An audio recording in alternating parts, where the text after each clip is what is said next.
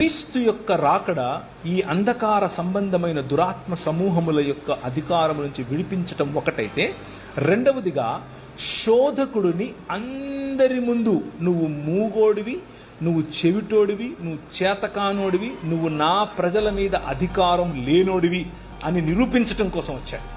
ఆయన శిలువ రక్తము చేత ప్రజలను తన తండ్రితో సంధి చేస్తూ ఈ లోక సంబంధమైనటువంటి అధికారములన్నిటినీ శిలువ మీద బాహాటంగా వాటి యొక్క ఓటమిని ప్రదర్శించాడు. That is what Jesus is doing. యేసుక్రీస్తు చేస్తున్నది అది. భూమి ఆకాశముల యొక్క కలయిక, తిరిగి ఆలయం యొక్క నిర్మాణం, తిరిగి దేవుని సన్నిధి యొక్క నిర్మాణం, తిరిగి దేవుడు వచ్చి యథావిధిగా మనుష్యుల మధ్య నివాసము చేసేటటువంటి ఒక ప్రణాళిక. ఆ ప్రణాళిక యేసు క్రీస్తు అనేటటువంటి ఈ మర్మం.